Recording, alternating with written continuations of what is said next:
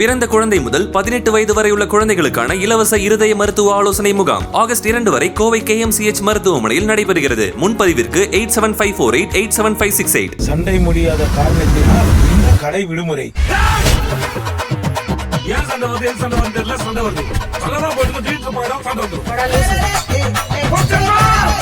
Experience senior living inside Chennai from Elements.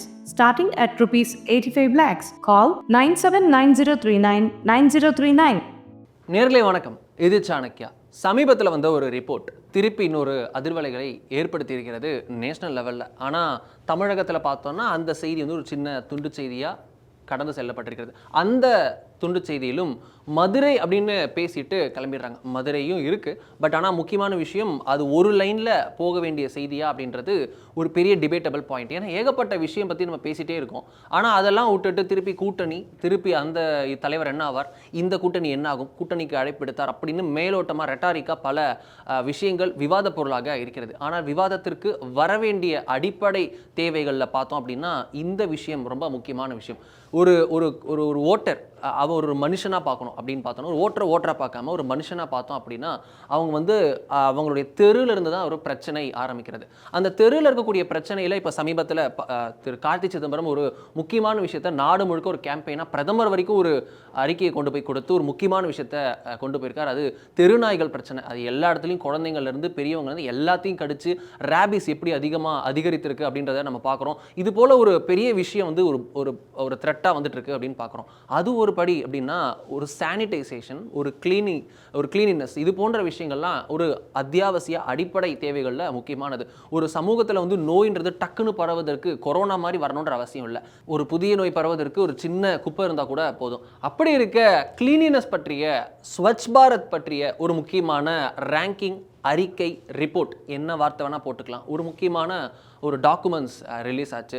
Every year release ஆகக்கூடிய, வருடாந்திர release ஆகக்கூடிய ஒரு முக்கியமான அறிக்கை. அந்த அறிக்கையில் இருக்கக்கூடிய விஷயங்கள், தமிழகத்திற்கு இருக்கக்கூடிய அந்த கொடுக்கப்பட்டுள்ள செய்தி, தமிழகத்தின் பெர்ஃபார்மன்ஸ் பற்றிய அனலிட்டிக்கல் ரிப்போர்ட் ரொம்ப ஷாக்கிங்காக இருக்குது. அது வந்து டிஸ்கஸ் பண்ணப்படலை. ஆனால் சாணக்கியா அப்படி இருக்காது. இது போன்ற விஷயங்களை தொடர்ந்து உங்களுக்கு வழங்கி வரும். இதில் அடுத்ததாக இன்றைய எக்ஸ்பிளைனர், ஒரே ரிப்போர்ட் மொத்தமும் அம்பலம், சாணக்கியா எக்ஸ்பிளைனர். இதை கடைசியாக பார்ப்போம். ஸ்வச் சர்வேக்ஷன் அப்படின்றது ரொம்ப முக்கியமான ரிப்போர்ட்டாக இருக்கிறது. வருடம் ரிலீஸ் பண்ணக்கூடிய ரிப்போர்ட். இதுதான் இப்போது பூதாகரமாக இருக்கிறது. இது என்ன அப்படின்னு பார்த்தோம்னா ஒரு ஆனுவல் கிளீனினஸ் சர்வே. அது ஒரு சர்வே தான், ஆனால் ஒரு கிளீனினஸ் பற்றிய வருடாந்திர சர்வே. இது வந்து ஸ்வச் பாரத் திட்டத்தின் கீழ் வந்து எடுக்கப்படுகிறது. இது வந்து ஒரு இனிஷியேட்டிவாக வந்து ஸ்வச் பாரத் திட்டத்தின் கீழ் இருக்கக்கூடிய ஒரு திட்டமாக, அங்கமாக இருக்கிறது. ஸ்வச் பாரத் கீழே மத்திய வீட்டு வசதி மற்றும் நகர்ப்புற மேலாண்மை கூடிய அது தொடர்புடைய விவகாரங்கள் துறை அமைச்சகம் வந்து இந்த சர்வேவை வந்து நடத்துகிறது. நாடு முழுக்க நடத்தப்படுகிறது. இதில் பார்த்தோம் அப்படின்னா ஃபஸ்ட்டு டைம் வந்து 2016 இந்த சர்வே வந்து எடுக்கப்பட்டது. 73 நகரங்களில் வந்து இந்த 1 மில்லியன் அப்படின்னு சொல்லக்கூடிய 10 லட்சத்திற்கும் அதிகமான மக்கள் தொகை இருக்கக்கூடிய இடங்களில் மட்டும் குறிவைக்கப்பட்டு டார்கெட்டடாக இந்த சர்வே எடுக்கப்பட்டது. அதுக்கப்புறம் ஒவ்வொரு வருடமும் வந்து பார்த்தோன்னா இந்த சர்வேவுடைய அந்த சிட்டிஸ் வந்து அதிகரிக்கப்பட்டு வருகிறது. 2017 பார்த்தோன்னா 434, 2018 அது அப்படியே பல மடங்கு 10 மடங்கு ஜம்ப் அடிச்சு 4203, 2019 4237, 2020 4242 அப்படின்னு உயர்கிறது. அதுக்கப்புறம் பார்த்தோம்னா 2021 கோவிடுக்கு அப்புறம் பார்த்தோம் அப்படின்னா இன்னும் கொஞ்சம் இன்க்ரீஸ் ஆகிறது.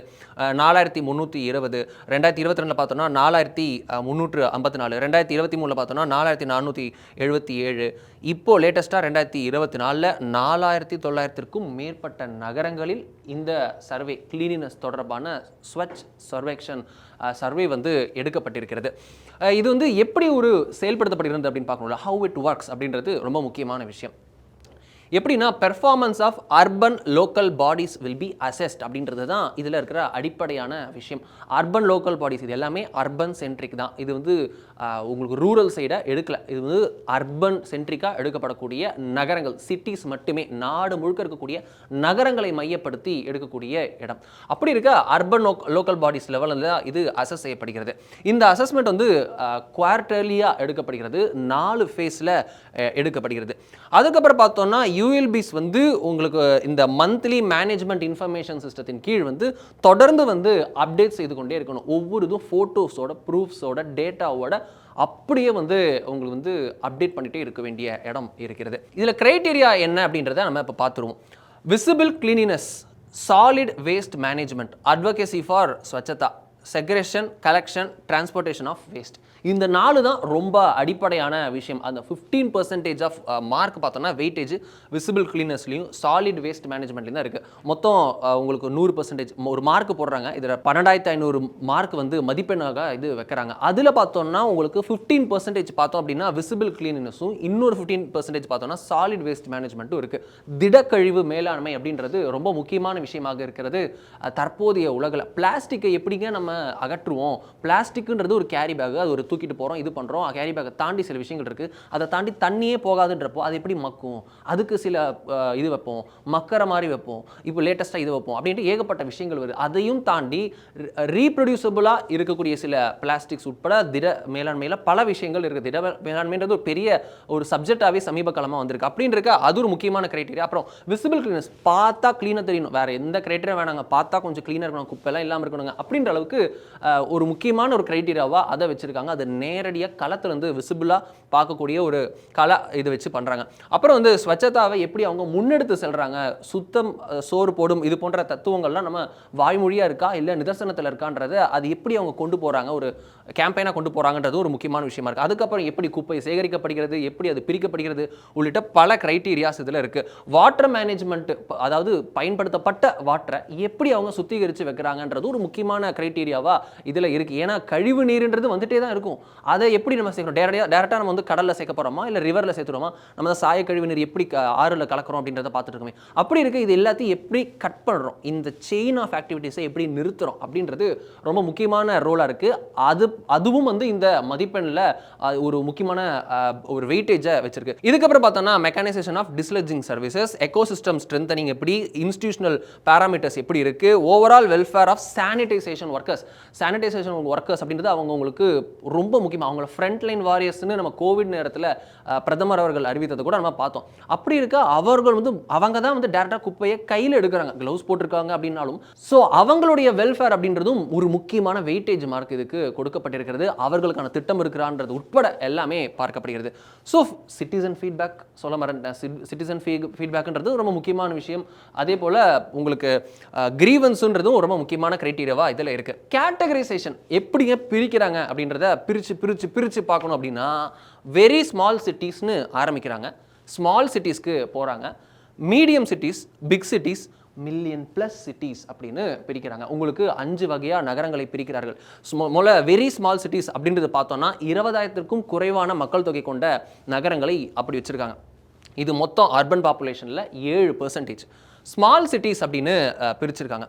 இது பார்த்தோம் அப்படின்னா உங்களுக்கு 20,000லேருந்து 50,000 பாப்புலேஷன் பிட்வீனில் இருக்கக்கூடிய இது 15% நாட்டின் மொத்த அர்பன் பாப்புலேஷனில் 15% இது இருக்குது. அடுத்து பார்த்தோன்னா மீடியம் சிட்டிஸ், இது வந்து 50,000லேருந்து 3 லட்சத்திற்குள்ளே இருக்கக்கூடிய மக்கள் தொகை கொண்ட இடங்கள். இது பார்த்தோன்னா 27% பாப்புலேஷன் அர்பன் பாப்புலேஷனுக்கு வைத்திருக்கிறது.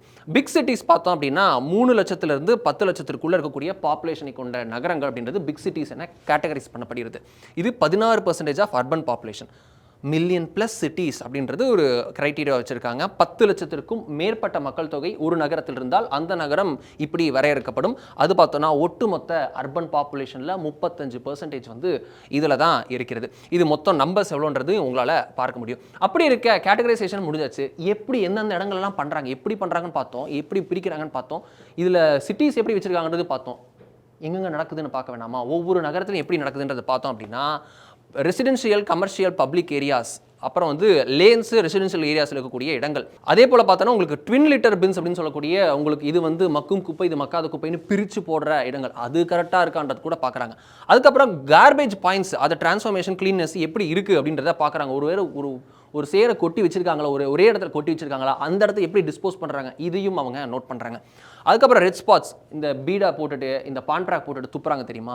ஸோ இந்த நம்ம நார்த் இந்தியன் வடக்கன் அப்படின்னு சொல்லிட்டு நம்ம ஒரு பக்கத்தில் சொல்கிறோம்ல, அது போல் நாடு முழுக்க எல்லா இடத்துலையும் ஒருத்தர் இருப்பாங்கல்ல, எல்லா இடத்துலையும் ஒரு இது போல் இருக்காங்கல்ல. ஸோ அவங்க எப்படி அதை ட்ரீட் பண்ணுறாங்க, ரோட்டில் பபுள் கம் துப்புறதும் இருக்குல்ல, ஒரு முக்கியமான பாயிண்ட் தானே. ஸோ அதுலேருந்து எல்லாமே இருக்குது. வாட்டர் பாடிஸை எப்படி மெயின்டைன் பண்ணுறோம், பியூட்டிஃபிகேஷன் எப்படி பண்ணியிருக்கோம், சாலை ஓரத்தில் பார்க்குறோம். இப்போ கோயம்புத்தூர்லாம் பார்த்தோன்னா செம்மொழி மாநாடு நடந்தபோது ஃபுல்லாக சைடில் இது பண்ணாங்க. அதே போல் இங்கே செஸ் ஒலிம்பியாட் நடந்தபோது சென்னையில் அப்படி எல்லாம் பண்ணாங்க. ஸோ ஒரு ஃபங்க்ஷனுக்கு ஒரு ஈவெண்ட்டுக்காக ஈவெண்ட் பண்ணாமல் உண்மையாலுமே ரெகுலராக எவ்வளோ பண்ணியிருக்காங்க அப்படின்றது தான் இதில் மேட்டர். அப்படி இருக்க அதுவும் ஒரு முக்கியமான பியூட்டிஃபிகேஷன்றதும் இருக்கிறது. வாரணாசியில் எப்படி நடக்குதுன்ற பார்க்குறோம், பிரயாக்ராஜ் உள்ளிட்ட இடங்கள்லாம் எப்படி நடந்துட்டு இருக்குன்னு பார்க்குறோம். யூபியில் அவங்க கலாச்சாரத்தை எப்படி முன்னிறுத்தணுன்றதுக்காக ஒரே கல்லு ரெண்டு மங்கான்றது பண்ணிட்டு இருக்காங்க.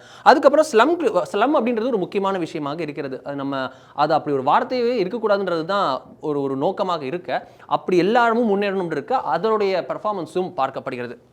அதுக்கப்புறம் பார்த்தோன்னா ரெடியூஸ் ரீயூஸ் ரீசைக்கிள் சென்டர்ஸ்லாம் எப்படி இருக்குது அப்படின்றதையும் பார்க்குறாங்க. சயின்டிஃபிக் லேண்ட்ஃபில்ஸ்லாம் எப்படி பராமரிக்கப்படுகிறது, ரொம்ப ஹெல்த் ஹசார்டஸ் இருக்கக்கூடிய ஒரு முக்கியமான இது பார்த்தோன்னா சயின்டிஃபிக் லேண்ட்ஃபில்ஸ்.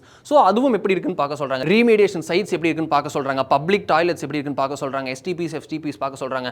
எக்யூப்மெண்ட் மெக்கானிசம் பார்க்க சொல்கிறாங்க. க்ரீனரி பார்க்க சொல்கிறாங்க. வெட் வேஸ்ட் ப்ராசஸிங் ஃபெசிலிட்டிஸையும் பார்க்க சொல்கிறாங்க. ஸோ இது எல்லாமே ஒரு முக்கியமானதாக இருக்க தமிழகம் இதில் எப்படி பெர்ஃபார்மன்ஸ் பண்ணியிருக்கு, அதுதான் ரொம்ப முக்கியமான கேள்வி, விமர்சனம் அப்படின்னு பலவற்றை எழுப்பியிருக்கு. அது என்ன அப்படின்றத இப்போ நம்ம பார்த்துடலாம். தமிழ்நாடு பார்த்தோம் அப்படின்னா எந்த கேட்டகரியிலையும் டாப் 20ல் ஒரு சிட்டி கூட கிளீனினஸ் ரேங்கிங்கில் வரல. ஒரு அதிர்ச்சிகரத்தக்கமான ஒரு விஷயம்னா இந்த சர்வேல பார்த்தது நமக்கு இதுதான். 5 இது பார்த்தோம். Very small city, medium city, large city, அதுக்கப்புறம் உங்களுக்கு 10 மில்லியன் ப்ளஸ் அப்படின்னு அஞ்சா கேட்டகரைஸ் பண்ணாங்க. அந்த 5ல் எந்த ரேங்கிங்லேயுமே கூட ஒரு இடத்துல கூட 20 அப்படின்ற டாப் 20 கிளீனான சிட்டிஸ்ன்றதுல ஒரு இடத்துல கூட வரலன்றது ஒரு ஷாக்கிங்கான விஷயமாக இந்த இதில் இருக்கிறது. அதை தாண்டி பார்த்தோன்னா முக்கியமானது மதுரை. அதுதான் நம்ம செய்திகளில் பார்த்துருப்போம். மதுரைன்றது பார்த்தோம்னா 10 லட்சத்திற்கும் மேற்பட்ட மக்கள் தொகை கொண்ட நகரங்களுக்கான அந்த பட்டியலில் தேசிய அளவில் கடைசி இடத்தை பிடித்திருக்கிறது. சுத்தத்தில், கிளீனினஸில் 40வது இடம். அதாவது மொத்தமாக 10 லட்சத்திற்கும் மேற்பட்ட மக்கள் தொகை கொண்ட நகரங்களில் கடைசி இடத்தை பிடித்திருக்கிறது. 10 லட்சத்துக்கும் மேற்பட்டதில் 40 நகரங்கள் இருக்குது. அதில் 40வது இடம் இருக்குது. ஒருவேளை 100 இருந்தால் 100வது இடம் பிடிச்சிருக்குமான்றதும் பல கேள்விகளை எழுப்பியிருக்கிறது. இதுதான் ஒரு ட்ரிகரிங் பாயிண்ட்டாக இருக்க. சர்வே என்ன சொல்லுது, அந்த ரிப்போர்ட்டே இப்போ நம்ம நேரடியாக பார்க்கலாம். Ministry of housing and urban அஃபேர்ஸோடைய வெப்சைட்டில் போனோம் அப்படின்னா இந்த ஸ்வச் சர்வேக்ஷனுடைய அஃபிஷியல் ரிப்போர்ட் வந்து இருக்கிறது. இந்த வருஷத்தோட தீம்ன்றது ரெடியூஸ் ரீயூஸ் ரீசைக்கிள்ன்ற தீமில் இந்த வருஷம் வந்திருக்காங்க.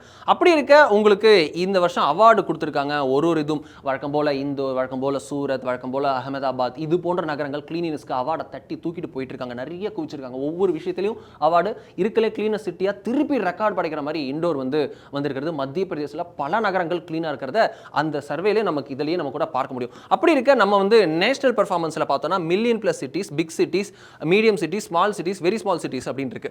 சரி, ஓகே, இதுல என்னெல்லாம் இருக்கு அப்படின்னு பார்த்தோம் அப்படின்னா மில்லியன் சிட்டிஸ்ல பார்த்தோம், மில்லியன் பிளஸ் சிட்டிஸ் 10 லட்சத்திற்கும் மேற்பட்ட மக்கள் தொகை கொண்ட நகரங்கள்ல பார்த்தோம் அப்படின்னா முதலிடத்தில் அகமதாபாத், அப்புறம் போபால், லக்னோன்றது municipal corporation. So Lucknow, Raipur, Jabalpur, greater Hyderabad, Pimpri Chinchwad, Pune, அதுக்கப்புறம் விசாகப்பட்டினம், ஆக்ரா, காசியாபாத், பிரயாக்ராஜ், கான்பூர், குவாலியர், தானே, அதுக்கப்புறம் ஜெய்ப்பூர், கிரேட்டர், வாரணாசி, வதோதரா, ராஜ்கோட், ஜெய்ப்பூர் ஹெரிட்டேஜ் அப்படின்னு 20 நகரம். ஒன்று கூட தமிழ் பேர் கிடையாது. தமிழ் டிஸ்ட்ரிக்ட், தமிழ் சிட்டி ஒன்று கூட இந்த 20ல் இல்லை.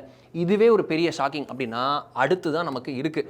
இதில் 28வது இடத்துல தான் ஓரளவுக்கு ஆறுதல் கொடுக்குற மாதிரி கோயம்புத்தூர் நிற்கிறது. 10 லட்சத்திற்கும் மேற்பட்ட மக்கள் தொகை கொண்ட நகரங்களில் கிளீனினஸ் படி வகைப்படுத்தணும், ரேங்கிங் தரவரிசை வச்சோம் அப்படின்னு பார்த்தோம்னா 28வது இடத்துல தான் தமிழகத்தை சேர்ந்த ஒரே ஒரு நகரம் இருக்கிறது, கோயம்புத்தூர்.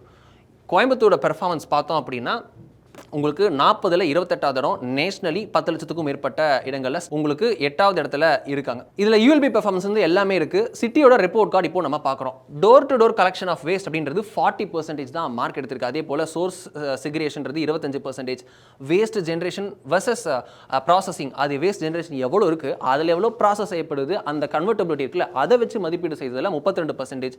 ரிமிடியேஷன் ஆஃப் டம்ப் சைட்ஸ் அப்படின்றது டம்ப் சைட்ஸ் உடனே க்ளீன் செய்யப்படுகிறதா எப்படி பண்ணுவதுன்னு பார்க்குறோம். அது பார்த்தோன்னா 50%. கோயம்புத்தூரில் ஒரு பெரிய ப்ராப்ளம், வெள்ளலூரில் இருக்கக்கூடிய அந்த குப்பை கிடங்குகள் ஒரு பெரிய ப்ராப்ளமாக இருக்குது, தண்ணி கூட மஞ்சளாக வருது அப்படின்னு சொல்லிட்டு அங்கே இருக்க மக்கள் தொடர்ந்து ஒரு பெரிய குற்றச்சாட்டை தமிழகத்தில் ஒரு பெரும் பிரச்சனைகளில் ஒன்றாக அந்த வெள்ளலூர் பகுதியில் இருக்குன்றதை நம்ம பார்க்குறோம். அப்படி இருக்க அந்த ரிடம்ஷன் சைட்ஸ் வந்து ஒரு முக்கியமான விஷயமா இருக்குது. கிளீனினஸ் ஆஃப் ரெசிடென்ஷியல் ஏரியாஸ்ன்றது 100%, கிளீனினஸ் ஆஃப் மார்க்கெட் ஏரியாஸ்ன்றது ஒரு 100%, கிளீனினஸ் ஆஃப் வாட்டர் பாடிஸ்ன்றது ஒரு 100%.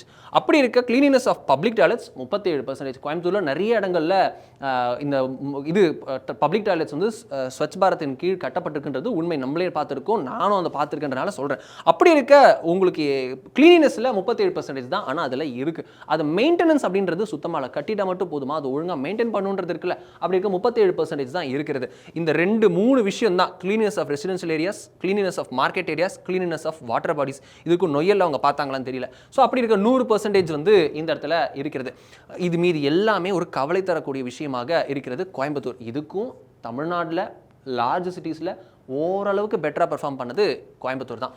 அப்படி இருக்க நம்ம வந்து அடுத்த லிஸ்ட் பார்த்தோம் அப்படின்னா உங்களுக்கு சென்னை வந்து 38வது இடத்துல இருக்கிறது. 38வது இடத்துல இருக்கக்கூடிய சென்னை எவ்வளோ இருக்குது அப்படின்னு பார்த்தோம் அப்படின்னா உங்களுக்கு ஒரு ரேங்கிங்காக வருது. சிட்டி ரிப்போர்ட் கார்டில் பார்த்தோன்னா door to door collection of வேஸ்ட்ன்றது 54. காலையில் 7 மணிக்கு உங்களுக்கு வந்து கார்பரேஷனோட பாட்டு மட்டும் நல்லா கேட்டுருது, ஆனால் குப்பையெல்லாம் எப்படி கொண்டு போகிறாங்கன்றதான் தெரியல. காலையில் தூக்கத்துலேருந்து எழுப்பத்துக்கு பாட்டு வருதா இல்லை எடுத்துகிட்டு போகிறாங்களான்றதே ஒரு பாயிண்ட்டாக இருக்குது. சோர்ஸ் செக்ரேஷன்றது 36% இருக்குது. வேஸ்ட் ஜென்ரேஷன் வர்சஸ் ப்ராசஸிங்கிறது 21% இருக்குது.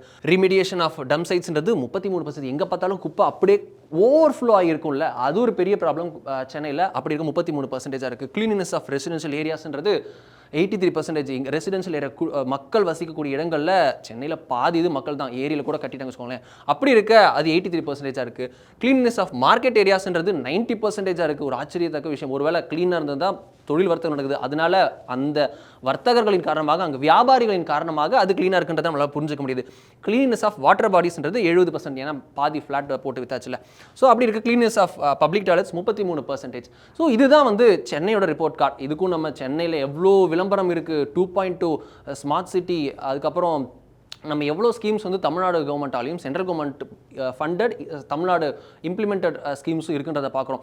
சிங்கார சென்னை 2.0 ஸ்கீம்ஸ்லாம் நம்ம பார்த்துருக்கோம். அப்படி இருக்க இதுதான் ரிப்போர்ட் கார்டு ஆஃப் தமிழ்நாட்டின் தலைநகரம் சென்னை. யோசிக்க வேண்டிய விஷயமாக இருக்கிறது. ஸோ இது எப்படி இருக்கு அப்படின்னா நம்ம அடுத்து நம்ம ஊருக்கு போவோம். முக்கியமான ஊர் 40வது இடத்தை பிடித்திருக்கக்கூடிய மதுரை. நம்ம கலாச்சார தலைநகரமாக தமிழகத்தில் இருக்கக்கூடிய நகரம், கோவில் நகரம்னு அடையாளப்படுத்தப்படுகிறது. மதுரைனா மீனாட்சி அம்மன்னு நம்ம தொடர்ந்து சொல்லிட்டு வரோம். அப்படி இருக்க ஒரு பேடான பிரேக்கிங் நியூஸில் நாடு முழுக்க வந்திருக்கு. நாடு முழுக்க நேஷ்னல் லெவல் ரேங்கிங்கில் பெரிய நகரங்களிலேயே கடைசி இடம் மதுரை. கிளீனினஸில் ஒஸ்ட் அப்படின்னு ஒரு தலைப்புச் செய்தி, ஒரு தலைப்புச் செய்தியில் பல தலைப்புச் செய்தி எல்லா நியூஸ் பேப்பர்லேயும் வந்திருக்கும். தமிழ்நாட்டில் தெரிஞ்சிருக்காது, பட் வந்திருக்கும். அப்படி இருக்க அந்த இடத்த பிடித்திருக்கிறது மதுரை. எப்படி இருக்கு பெர்ஃபார்மன்ஸ் பார்த்தோம் அப்படின்னா 40க்கு 40வது இடத்தில் லாஸ்ட் பெஞ்சில் உட்கார்ந்துருக்கிறது மதுரை அப்படின்னு கிண்டலாக சொல்லலாம். சிட்டி ரிப்போர்ட் கார்டு ரொம்ப கவலை தரக்கூடிய விஷயமாக இருக்கிறது. 3 விஷயம் அப்படியே கோயம்புத்தூரோட ரிப்பீட் மாதிரி: cleanliness of residential areas, cleanliness of market areas, cleanliness of water bodies. 2 மக்கள் அவங்கவுங்களா தனித்தனி வகையில் அவங்களா சுத்தம் பண்ணி வச்சுக்கிறாங்க. வாசல் பெருக்கி எடுத்துருவாங்க போல், அதனால residential areas. Cleanness market areas சுத்தமாக இருந்தால் தான் வியாபாரம் நடக்கும், அதனால் வியாபாரிகளாக க்ளீன் பண்ணிடுறாங்க. கிளீனினஸ் ஆஃப் வாட்டர் பாடிஸ் அப்படின்றது தண்ணி போனால் தானே க்ளீன் இல்லாமல் இருக்கும், தண்ணியே போகிறதுக்கு ப்ராப்ளமாக இருக்குல்ல அப்படின்ட்டு நம்ம என்ன காரணம் வேணால் சொல்லிக்கலாம், இதுவாக இருக்கும் அதுவாக இருக்கும். ஆனால் ஒரு வழியாக வாட்டர் பாடிஸ்ன்றது க்ளீனாக இருக்குது. ஸோ இந்த 100% இருக்குது. டோர் டு டோர் கலெக்ஷன்றது 37%. சோர்ஸ் செக்ரிகேஷன்றது பிரித்து கரெக்டாக எடுத்து வைக்கிறாங்களா அப்படின்றது 26%. வேஸ்ட் ஜென்ரேஷன் வர்சஸ் ப்ராசஸிங், எவ்வளோ குப்பை உருவாகிறது, அதை எப்படி பக்குவமாக எடுத்து நம்ம அது அங்கேருந்து அகற்றோம் அப்படின்றது எவ்வளோ ஒஸ்டான பெர்சன்டேஜில் பெர்ஃபார்மன்ஸில் இருக்குன்றதை பார்க்குறோம். 4%. ரீமேடியேஷன் ஆஃப் டம் சைட்ஸ்ன்றது 25%. Cleanliness of public toilets varying sign 3%. இது தேசிய லெவலில் ரொம்ப கவலை தரக்கூடிய விஷயமாக மதுரையின் இந்த நம்பர் இருக்கிறது. கிளீனஸ் ஆஃப் வாட்டர் பாடிஸ் இதெல்லாம் பார்க்குறோம். ஓரளவுக்கு நல்ல பெர்ஃபார்மன்ஸ்னே சொல்லலாம். இந்த 3 வச்சு அப்படியே பெருமூச்சு விட்டு நகர அளவுக்கு தான் நம்ம இருக்கோம். மதுரை மிகவும் கவலை தரக்கூடிய இடத்துல இருக்கிறது. சும்மா வந்து அந்த போர்டில் தமிழில் எக்ஸாம் இல்லை, இந்த போர்டில் தமிழில் எக்ஸாம் இல்லை, தமிழ் எங்கே போச்சு, அந்த லெட்டர் பேடில் இத்தினூண்டு பாருங்கள், அந்த இடத்துல தமிழ் கடைசியில் போட்டிருக்குன்னு நம்ம வந்து ஒரு ரெட்டாரிக் அரசியலே செய்து வரக்கூடிய மதுரையின் அரசியல்வாதிகள், அவங்க வந்து பார்லிமெண்ட்டுக்கு போனால் கூட அவங்க வந்து ரெட்டாரிக்காக இது மட்டும் தான் பண்ணுவோம் அப்படின்னு இருக்கக்கூடிய கவித்துவம் வாய்ந்த அரசியல்வாதிகள்லாம் வந்து அடிப்படை பிரச்சனைகள். வீட்டு வாசல்லேருந்து பிரச்சனையை தீர்க்கணும்னு அரசியலில் எப்பவுமே சொல்லுவாங்க. அங்கேருந்து தீர்த்தாதான் மக்களிடம் நேரடியாக இடம் பிடிக்க முடியும், ஓட்டு வாங்க முடியும் அப்படின்னு சின்னதாக பாலிடிக்ஸ் தெரிஞ்ச நிறைய பேர் சொல்லுவாங்க. அப்படி இருக்க இந்த விஷயம் அப்படின்றது வீட்டு வாசலில் தான் பிரச்சனையே ஆரம்பிக்குது. உங்களுக்கு நேரடியாக கழிவு பிரச்சனை, உங்களுக்கு கிளீனினஸ் அப்படின்றது உங்களுக்கு தெருவிலேருந்து ஆரம்பிக்கிறது. அப்படி இருக்க இந்த நம்பர் அப்படின்றது மதுரையில் இருக்கக்கூடிய பொலிட்டீஷியன்ஸுக்கு ரொம்ப முக்கியமான டேட்டாவாக இருக்கிறது விழிப்பதற்கு. சரி, ஓகே, பெரிய நகரம் தானேப்பா, பெருசாக இருக்கனால ஹேண்டில் பண்ண முடியல, சின்ன நகரங்கள்லாம் எப்படி இருக்குது சொல்லு அப்படின்னு கேட்டோம். அப்படின்னா பிக் சிட்டிஸோட பாப்புலேஷனில் இருக்கிறத போய் பார்ப்போம். ஏதாவது பேர்லாம் தெரியுதான்னு பார்ப்போம். பிராபாயா நகர், பிலாஸ்பூர், ஜம்ஷத்பூர் இதெல்லாம் ஓரளவுக்கு தெரியுது. கோரக்பூர் யோகி ஆதித்யநாத்னால தெரியுது. அஹில்யா நகர் இப்போ லேட்டஸ்ட்டாக பேர் மாற்றினாங்க. அப்படியே ஃபுல்லாக படித்து பார்த்துருந்தா எங்கேயுமே தமிழ் பேர் கிடையாது. சரி, ஓகே, அடுத்து ஏதாவது இருக்கான்னு பார்த்தோம் அப்படின்னா நமக்கு தூரத்தில் ஏதாவது தெரியுதானா கட்டக்கு, அயோத்தியாலாம் வருது. திருப்பி தமிழ் பேர் எதுவுமே உங்களுக்கு கிடையாது. 40 ரேங்கிங் தாண்டி போயிடுச்சு. சரி, ஓகே, அடுத்து வேற என்ன இருக்குது அப்படின்னு பார்த்தோம் அப்படின்னா அப்பா ஒரு வழியாக நமக்கு சொந்த ஊர்லாம் தெரிகிற மாதிரி இருக்கிற மாதிரி தாம்பரம் தெரிகிறது, வேலூர் தெரிகிறது. எத்தனை? 84வது இடம். வேலூர் 85வது இடம். அப்படியே உங்களுக்கு ஆவடி 87வது இடம். இதுதான் சிட்டி அப்படின்னா உங்களுக்கு சிட்டியாக தான் பிரிப்பாங்க. சென்னைன்றது ஒரு சிட்டி, கோயம்புத்தூர் ஒரு சிட்டின்னு பிரிக்க மாட்டாங்க. சென்னையே பார்த்தோன்னா ஆவடின்றது ஒரு சிட்டி, உங்களுக்கு தாம்பரம்ன்றது ஒரு சிட்டின்றது தனித்தனியாக பிரிப்பாங்க, கேட்டகரைசேஷன். அப்படி இருக்க உங்களுக்கு தாம்பரம் தான் ஓரளவுக்கு பக்கத்தில் வந்திருக்கு, 84வது இடம். வேலூர் 85வது இடம். உங்களுக்கு ஆவடி 87வது இடம். அப்படி வந்து திருநெல்வேலி இருக்குது, சேலம் இருக்குது, ஈரோடு இருக்குது. ஈரோடும் பார்த்தோன்னா 94வது இடத்துல இருக்கிறது. ஸோ உங்களுக்கு ரொம்ப ஷாக்கிங்கான நம்பர்ஸ் ஃபஸ்ட்டு லிஸ்ட்டோட இல்லை, அடுத்த லிஸ்ட்லையும் உங்களுக்கு வந்திருக்கிறத பார்க்க முடிகிறது. சரி, ஓகே, அடுத்து என்ன ஸ்மால் சிட்டிஸில் பார்த்தோன்னா ஸ்மால் சிட்டிஸ்லையும் அதே கதை தான். உங்களுக்கு வந்து டாப் 20ல் ஒன்று கூட கிடையாது. அதே பெர்ஃபார்மன்ஸ் தான் வெரி ஸ்மால் சிட்டிஸ்லையும். அங்கேயும் பார்த்தோம் அப்படின்னா உங்களுக்கு டாப் 20ல் ஒன்று கூட கிடையாது. நாட்டில் மிகப்பெரிய நகரம் நம்ம தான் வந்து தமிழ்நாட்டிலே வந்து அதிக அளவிலான உங்களுக்கு வந்து மித்த நகரங்கள் பலத்துக்கும் நம்ம வந்து முன்மாதிரியாக இருக்கும். நம்ம மித்த மாநிலங்கள்லாம் ரொம்ப பான்ட்ராக்காக தூப்பி வச்சுருப்பாங்க, குப்பையே இருக்காது, ரோடே நல்லா இருக்காது அப்படின்னு நம்ம மீம்ஸ் மூலிமா நம்ம ஒரு பக்கம் பேசிகிட்டு இருக்க இந்த ரிப்போர்ட் இப்படி வந்து நம்ம உண்மை நிலையை காட்டியிருக்கிறது. சரி, ஓகே, இது என்ன நடந்திருக்குன்றதை இந்த இடத்துல பார்ப்போம். டைம்ஸ் ஆஃப் இந்தியாவில் 2023 ஜூன் 16ஆம் தேதி வந்திருக்கக்கூடிய செய்தி. சென்னையின் மேயர் மாண்புமிகு பிரியா அவர்கள் வந்து பார்த்தோம் அப்படின்னா 3 நாடுகளுக்கு, யூரோப்பியன் கண்ட்ரிஸுக்கு சாலிட் வேஸ்ட் மேனேஜ்மெண்ட் எப்படி நடக்கிறது அப்படின்னு பார்ப்பதற்காக, திடக்கழிவு மேலாண்மையெல்லாம் எப்படி நடக்குதுன்னு பார்ப்பதற்காக அவர் அங்கு சென்றிருக்கிறார், சுற்றுப்பயணமாக சென்றிருக்கிறார். எப்படின்னு தெரிஞ்சுக்க, learn about solid waste management அப்படின்றத எப்படின்றத பார்க்க 2023லேயே பார்த்துருக்காங்க. சென்னையோட நம்பர்ஸ் எப்படி இருக்குன்னு பார்த்தோம், எவ்வளோ மோசமான நிலைமையில் இருக்குன்னு பார்க்குறோம். 2023லேயே போய் படிச்சுட்டு வந்திருக்காங்க. ஸோ அப்படி இருக்கு இந்த ரிப்போர்ட் அப்படின்றது ஒரு முக்கியமான விஷயம். படிக்கிறாங்க, போகிறாங்க, ஓகே, தெரிஞ்சுக்கிறாங்க, ஓகே, இம்ப்ளிமெண்ட் ஆகுதா அப்படின்றது ஒரு சீரியஸ் கேள்வி. ஓகே, இதுதான் அந்த ஒற்றை ரிப்போர்ட், ஸ்வச் சர்வேக்ஷன் அப்படின்ற அந்த ஒரு ரிப்போர்ட் வந்து நாடு முழுக்க இருக்கக்கூடிய பல விஷயங்கள், பல நகரங்கள், அதோடைய ரிப்போர்ட் வந்து ஊக்குவிக்கிறதுக்காக கொண்டு வரப்பட்டது. அதாவது ஒரு போட்டி இருந்தால் தான் முன்னேற முடியும். ஒரு காம்படிஷன்றது இருக்கணும்ல, பொறாமல் இருக்கக்கூடாது, போட்டி இருக்கணும், அப்போ தான் முன்னேறுவோம். அடுத்தது நான் முந்துறேன், இந்த இதோட நான் முந்துறேன், நான் 28வது இடத்துல இருக்கேன், நான் அதை அப்படியே முன்னாடி போகிறேன் அப்படின்னு கோயம்புத்தூர் போட்டிடணும், அப்படி போட்டிடணும், அப்படிதான். பட் இதில் இருக்கக்கூடிய நம்பர்ஸ் வந்து இதை போட்டியை தாண்டி கவலையை ஏற்படுத்துகிறது. நம்ம வந்து தனியாக கம்பு சுத்துறமோன்ற கேள்விகளை எழுப்புகிறது. இதை பல எக்ஸ்பர்ட்ஸ் வந்து எழுப்பி வருகிறார்கள். பட் உங்ககிட்ட முடிவுட்டுறோம், இதுதான் நம்பர்ஸ், நீங்களே முடிவு செஞ்சுக்கோங்க. அடுத்த எக்ஸ்பிளைனரில் சந்திக்கும் வரை நன்றி, வணக்கம்.